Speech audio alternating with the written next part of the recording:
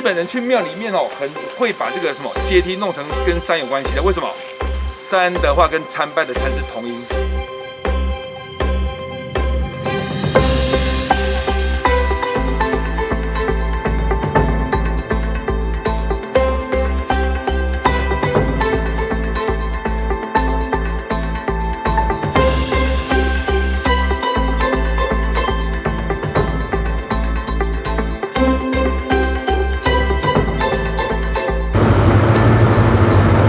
在手上拿着虾味鲜，然后看到海鸥的话，把它举高高的，诱惑海鸥下来吃。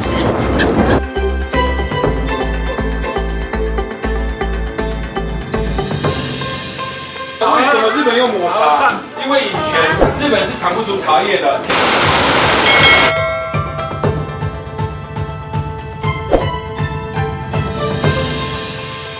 Hello， 我是小王 Eddie。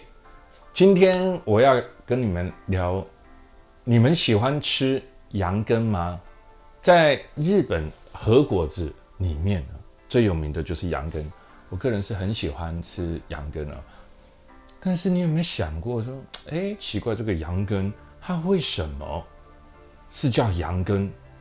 不吧，为什么会叫羊羹呢？你注意看这个羊羹这个字，它有3只羊第一个是羊嘛，第一个字，第二个字呢，你看那个根那个根呢上面是一个羔，就是小羔羊、小羊的意思。然后在最底下呢，它是一个美，其实有一点像是大羊的意思。所以羊羹这个字呢很特别它其实是包含了3只羊。那不是吧？又不是荤食，那为什么要叫羊羹呢？那很简单我们在看一件事情的时候，往往都会去聊到历史嘛。那历史其实很趣味它从这个食物啦、文字啦，都可以看到这个时代的演变了。其实中国在隋唐时候也是佛教最盛行的时候，所以当时就从中国有僧人把佛教带到了日本，当时的日本就是平安时代。那他就把这个羊羹带过来啦那我们也知道佛教有分成这个大乘佛教、小乘佛教等等嘛。那带过来的时候呢，羊羹以前是羊肉料理把这个羊肉磨成肉丸子泥做成肉丸子，然后放在这个汤里面去煮。所以羊羹最早以前指的是汤啦，啉汤的。那带到日本之后呢，就改了。当时日本没有产羊那以前的羊肉在中国是很盛行，那日本没有羊。第二个，日本的僧人他不吃肉，那不吃肉怎么办呢？他带过来就没有办法然后这个时候他们就改了一个模式那些面粉加一些其他的素食的材料，就把它做成了羊羹。那为什么又取名叫羊羹？因为它的那个样子就很像羊肉汤。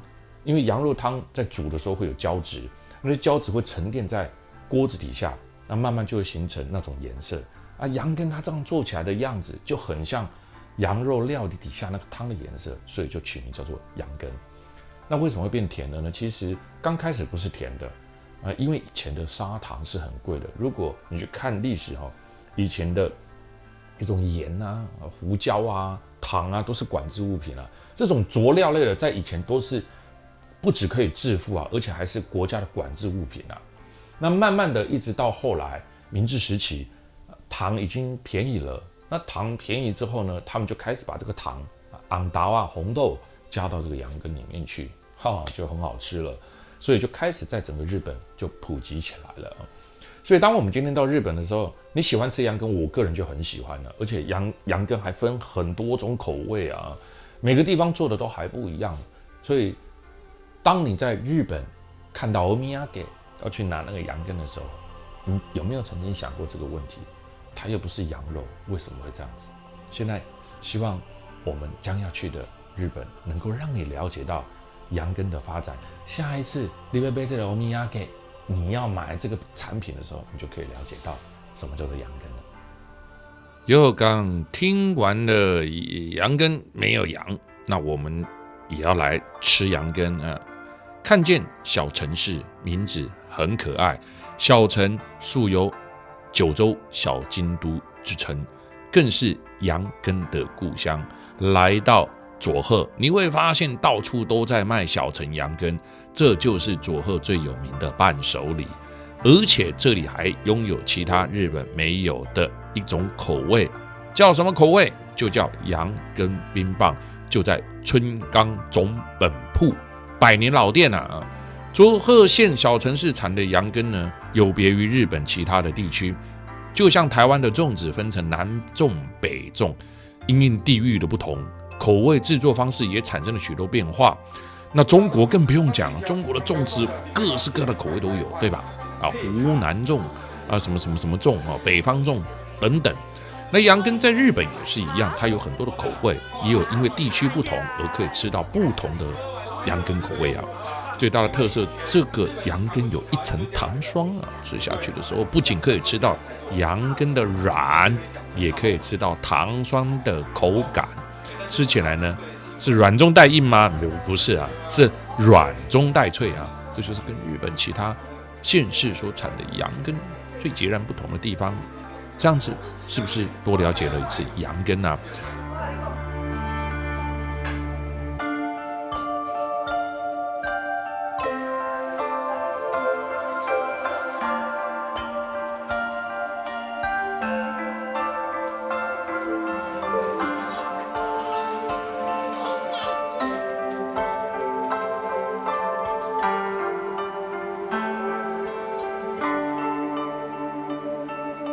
这里是佐贺，然后那个春冈羊羹本铺这边。日本九州佐贺城，我们现在行驶在佐贺的街道。其实每次来日本，我相信为什么日本可以这么受台湾人的欢迎。看看它的街道，整齐又干净。我们一直把日本当作我们好像国内旅游后花园一样。你有没有发现大家太爱日本了，所有人都讲到日本的环境、人民的手法、人民的礼仪，太让人喜欢了。奇怪，那我们为什么不把它学起来？现在来到佐贺城，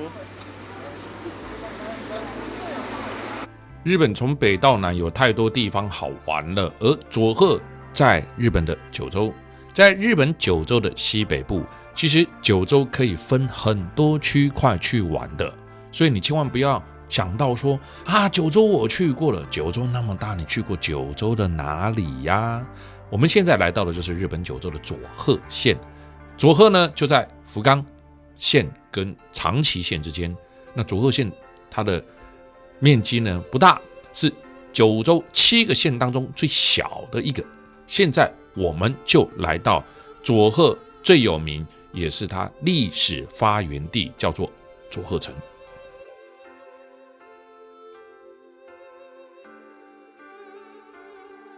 所以呢，当时薛仁贵、征辽东、李白、赵匡胤、杨贵妃，他们当时讲的话是什么语言？我认为都是我今麦讲的话，你不相信哦？从日本的神道教到日本的城，到日本很多的寺庙都会讲到日本的历史，但是日本的历史好像没有像我们所了解到中国的历史那么好了解。我们对于日本的历史好像并不是很深入的去了解到它，所以有时候听的时候都会有听没有懂，会不会？我是会的啦。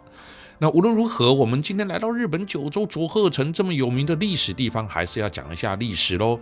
这一个规模最大的木结构复原建筑，复原建筑就是有修复过的，里面有700多张榻榻米铺设而成，是非常有特色的日本名城哦。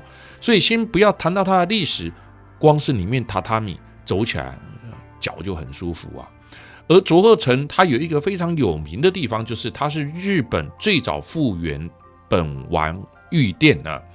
那御殿是什么？我们常常听到日本有御殿，御殿这个名称呢，一般是用来称呼身份地位高的住所，就叫御殿。那本丸呢，它不是吃的哦，它指的是城郭最中心的曲轮。天哪，那城郭又是什么？很简单啊，城郭，城指的就是内城的墙，郭指的就是外城的墙，叫郭，就是指内城跟外城啊。那很简单，本丸御殿到底讲的是什么呢？城主住的地方呢，就叫本丸御殿哦。所以你看，我们去讲本丸御殿，你就不太容易理解。但是就直接告诉你，城主就住在这里啦，他的居所跟正厅理政的地方、朝政的地方就在这个地方，这样了解啦。里面一堆榻榻米，所以像这种城啊，非常怕什么火啊，只要一点点的星星之火可以燎原，真的，日本的很多的建筑都是因为这样子而被毁坏掉的啊。因为榻榻米容易着火嘛，木造结构也容易着火嘛。那日本人爱干净啊，从他们的生活作息、历史都可以看得出来。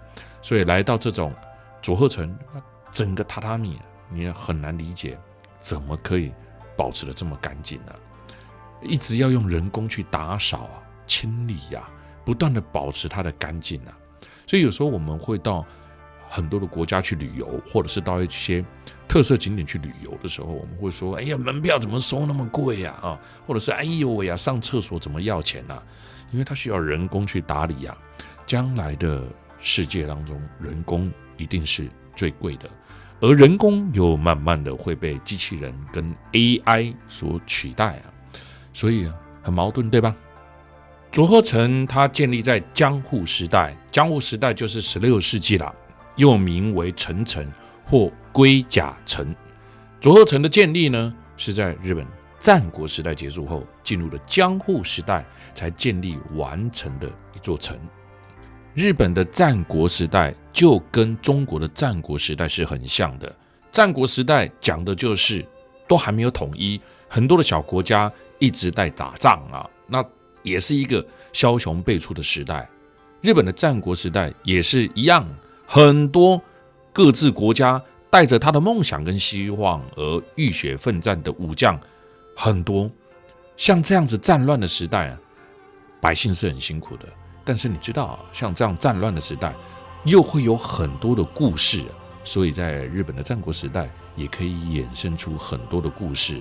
当然这些故事也就是小说啦，还有很多历史的典故啦，或者是日本连续剧拍摄的题材由来咯。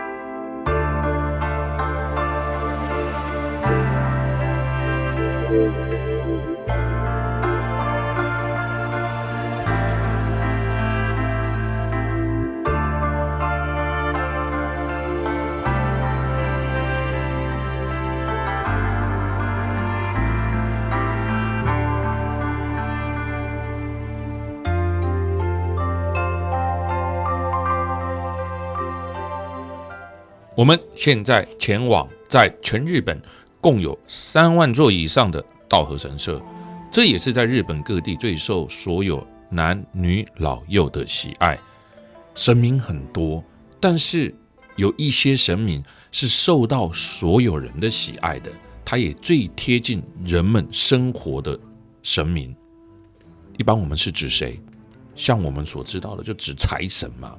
但是那个时候没有财神，但是会让你赚钱的，会让你生活过得很好的，就是五谷丰收嘛。所以稻荷神社在拜的就是五谷丰收。当你五谷丰收之后，你就商业就会兴盛，你有钱之后，家庭也会安全没有钱，家庭是会有危险的，这是真的所以为什么很多人会说，贫穷是罪恶的来源，而会贫穷是因为没有教育，没有知识。所以要先提升教育，然后你就会远离贫穷。当你没有贫穷，犯罪率就会偏低，对吧？在日本的神社当中，稻荷神社的数量高居首位，这就是很正常的，因为基本上它就是在以前的时代让人们五谷丰收的。而进来到道和神社之中呢，你也一定会发现到一些特殊的景象，比如说道和神社当中有很多的鸟居，这些鸟居很简单，大大小小的鸟居，就是你来这边参拜之后呢，心愿实现了，感谢心愿已经实现了，我要怎么感谢你？我没有办法表达嘛，那我就是奉献。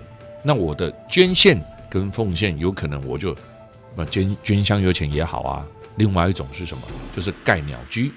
所以在鸟居从江户时代就开始了，你要还愿的时候，你就会开始盖鸟居。所以鸟居就会有大大小小很多你都看得到，尤其是在道和神社里面。那因为道和神社拜的就是五谷丰收嘛，所以基本上谁不要五谷丰收啊？几乎都要嘛，所以几乎都会进来看到很多人在这里面盖大大小小的鸟居。而道和神社外观都是这种朱红涂漆，那为什么？很简单啊，它的朱红涂漆有其道理哦，因为它这种涂漆啊的神社用的就是什么朱砂的方式去涂它。那朱砂的原料就是水银啊，那自古以来就被用作当作什么木材的这种防腐剂。所以你会看到在道和神社很多的地方，它的鸟居啦或神社都是用上这一种朱红涂漆，把它涂上去，让它的木材也拥有一定的防腐程度。还有呢，红色也是算是他们非常吉祥的颜色。台阶3333，所以日本人去庙里面很会把这个什么阶梯弄成跟山有关系的。为什么？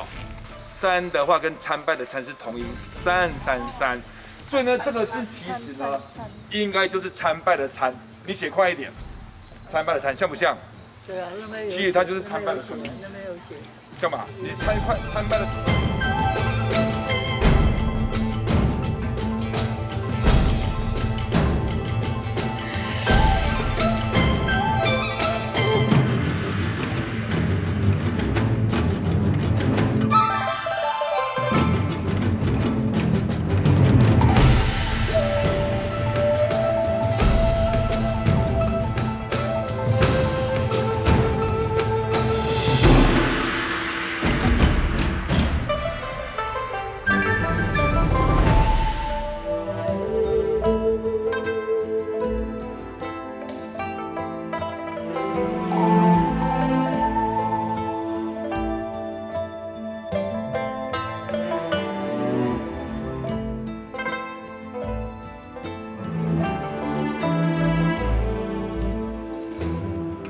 道和神社一年四季也有各自季节的祭典哦。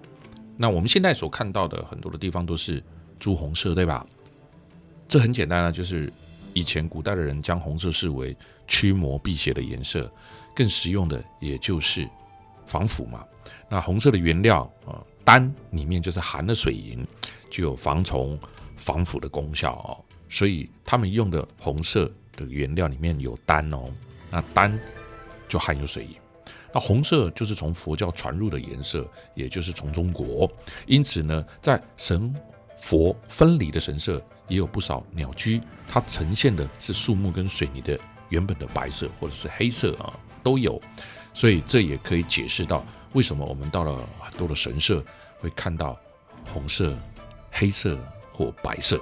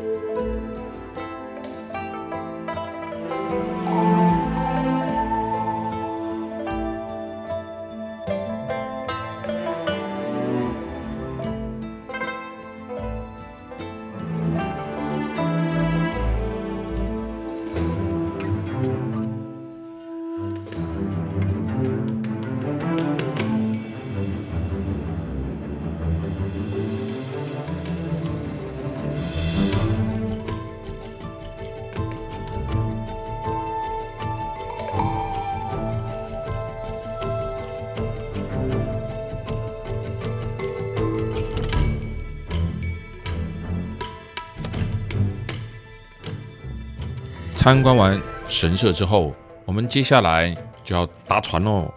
日本也是四面环海啊，列岛很多，碎裂的岛屿有很多，有外海也有内海，所以日本他们在渡轮的发展，还有岛跟岛之间的渡轮也非常的密集跟旺盛。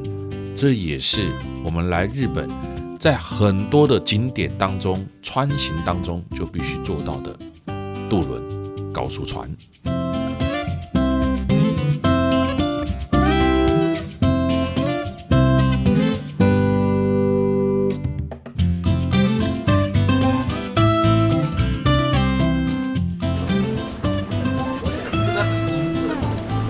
日本去是不是觉得还好？刚刚车子由港口的地方从这一个桥开进去船上，这个高速渡轮上，然后一直到对岸熊本之后，会再从船上下桥。来到日本搭渡轮是非常普遍的交通工具，而他们的渡轮大部分都可以开车上去，他的车不是小车可以上去，连 bus 都可以上去，因为交通的问题嘛，有些地方它隔着海啊，那你要绕一圈，还不如坐船过去。那有些小岛你也必须坐船过去。这个时候呢，如果你有渡轮，然后你又可以把车子开上去，它就变得很方便哦，不用到那边再换车、再租车。所以通常他们大部分的渡轮都可以把车子开上去，然后甚至呢连巴士都可以开得上去。这也是在日本交通非常方便的地方。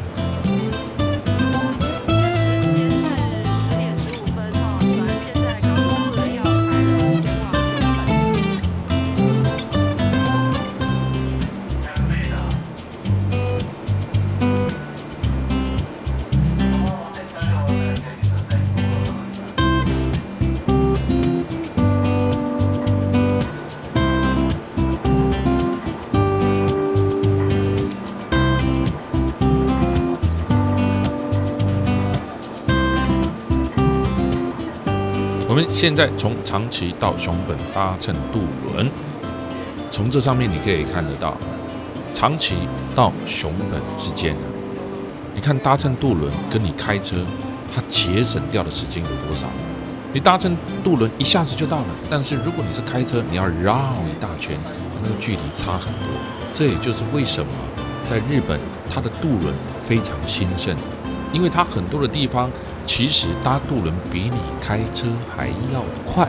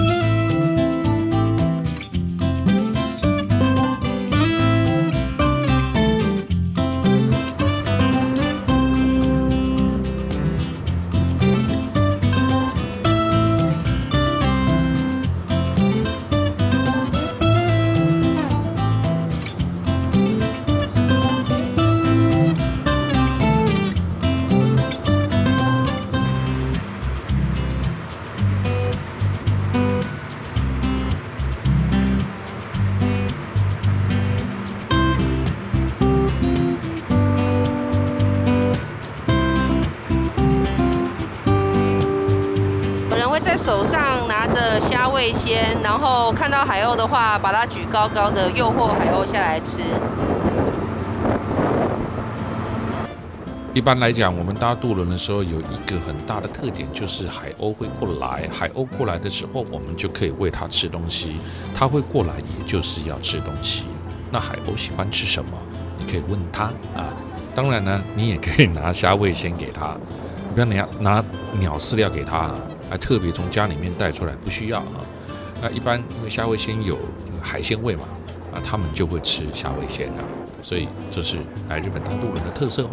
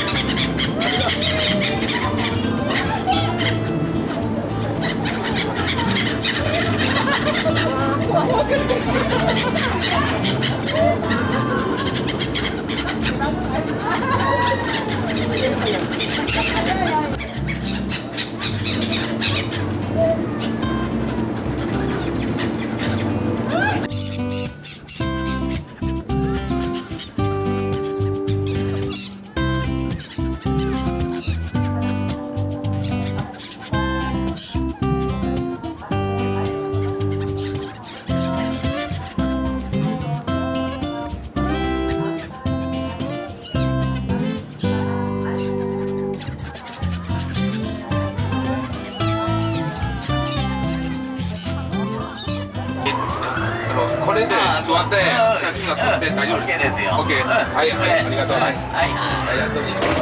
OK。はい、OK， 请上座。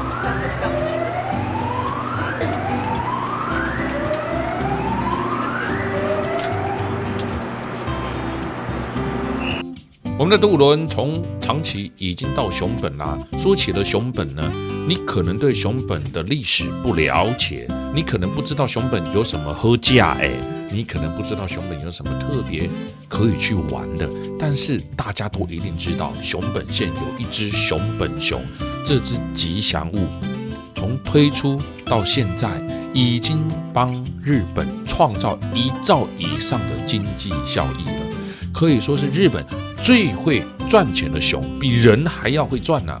你知道日本是一个动漫国家，他们很喜欢漫画，甚至把很多的商品没有生命的东西都拟人化，创造出一只又一只可爱的公仔，加上他们很会包装，很会行销，推展出来的都让人家爱不释手啊！熊本熊从泡面、饼干、糖果到玩偶，周边的商品夯遍了啊！光是他取得他授权的商家就达到了2000多家，快3000家。他就是日本的熊本县的吉祥物熊本熊，圆滚滚的身体，可爱细长的眼珠，还有那个腮红，看有多可爱哦。所以啊，有时候啊，品牌效益是多么的重啊。这也就是为什么我就是一个品牌效益，对吧？我们创造出来的电视节目就是一个品牌效益。我常告诉很多人啊，目前有哪一个任何一个节目可以像我们这样子这么长寿？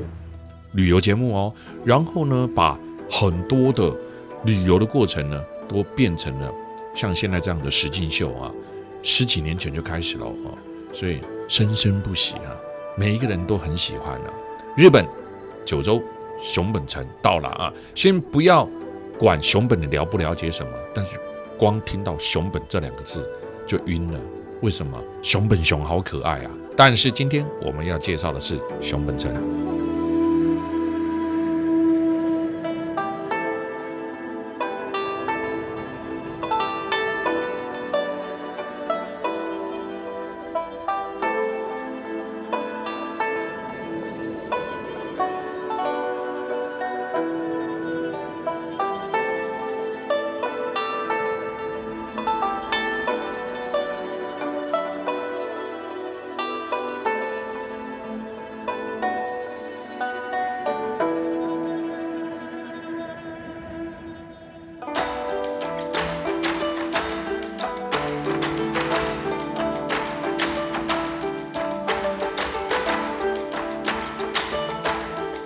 日本3大名城之一的熊本城，其实在2016年的时候，它因为大地震有严重的损坏啊，但是在2021年的时候就已经修好了，就可以开放参观了。它是日本3大名城的黑色城堡，它叫做熊本城。但是2021年开放参观的时候，疫情正在延续当中，所以开放了南马北塞来，对吧？熊本城在九州的熊本县，它不仅是100大名城，更是日本的3大名城。日本的3大名城有哪3大？名古屋的名古屋城，还有呢，Osaka的大阪城。所以九州的熊本县熊本城就是第3大喽。这里种植了大量的银杏啊，所以时间对啊，你来到这个地方啊，哇塞，你就可以看得到满开的银杏。那没事干嘛种那么多银杏啊？为什么？因为你知道，古代的人在建造城堡的时候都有战争战备的考量啊，所以你看它底下为什么一定都是石头最底下那一层？你让人要攻打你城的时候不容易爬上去啊，然后呢做一定的高度啊，让你不容易被攻破啊。就算你用火烧底下是石头啊，也不容易从底下烧起来啊。那因为当时在建造熊本城的时候呢，就考量到，如果我这个城市啊，我这一座城堡被围攻了，那该怎么办？你把我围住了，我出也出不去，对不对？那你进也进不来，那我会被封住啊。那战争最需要的是什么？粮食，所有的战争都需要粮食。这也就是为什么以前中国时代的时候，蒙古成吉思汗他能够把整个疆域扩展到当时中国最鼎盛的时期，甚至打到欧洲去，就是什么兵还没有到，粮草先到，所以战争当中的粮食是非常非常的重要的，所以他们当时就在这个地方种了非常大量的银杏，有看到吗？很漂亮，对不对？所以在这个城内的地席也都是利用鱼筋，鱼筋是什么？就是芋头的这个筋啊，晒干做成的，都是战备储粮。当我们今天在欣赏这一些美丽的银杏的时候，其实我们就要想到，当时建成的时候是为了战争而种植的这些。熊本城是战国武将加藤清照所建造的，他在1591年就开始盖起来了啊。虽然大地震导致熊本城这个损坏，但现在修好了啊。那我们再转回来，它是第一次损坏吗？其实不止。在16世纪的时候呢，其实就曾经有过一次的地震，让熊本城的火药库爆炸，引发大火，造成熊本城巨大的损毁啊。所以虽然它是1591年盖起来，但是它一直有在整修，有在修建。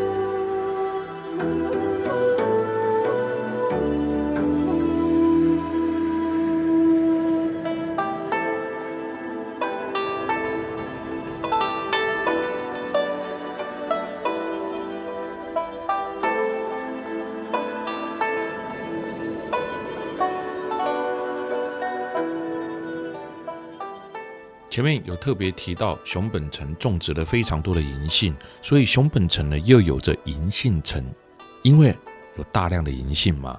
那这些银杏是因为战争所需要干粮而种植出来的。传闻当中，这里有一个叫加藤神社，境内的银杏树呢，就是由当时加藤清正所亲手种植的。那熊本城战国武将就是加藤清正，他把它盖起来的，在1591年，所以现在的银杏树传说就是由他亲手种植的，但是实际上经过了损毁，经过了烧毁之后到底还是不是他的，已经没有人所知道了。但听闻，就算烧毁了，新芽也是他种的那一颗留下来的新芽再发展起来的。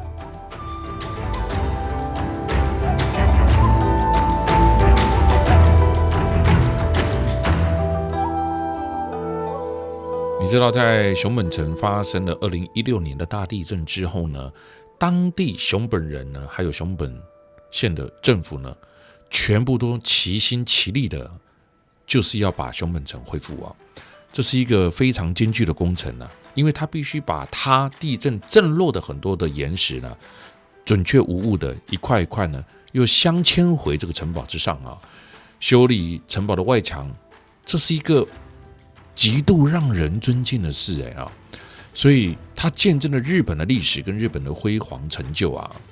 所以对日本人来说，尤其是住在熊本当地的人来讲，他们觉得熊本城意义非凡了。所以熊本城的2016年的地震损害非常严重，但是要把它修复起来，其实这个工程更加的艰巨。日本对历史遗产非常非常的重视，所以日本政府也斥资了631亿日元来修复熊本城。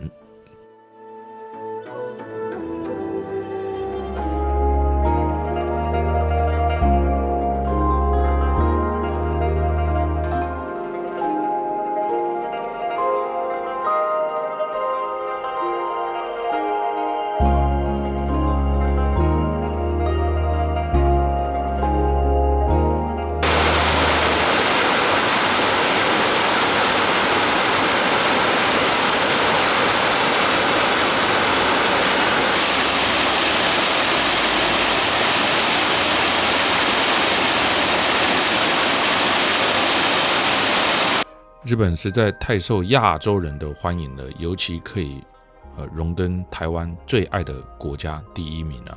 但是很多人到日本的时候，基本上都在城市居住比较多从东京、大阪、福冈等等反而比较小镇的地方比较少人来到。我们现在来到了这个温泉区，叫做黑川温泉，它是在阿苏郡的南小国町。它被日本人称为日本美丽村庄联盟之一。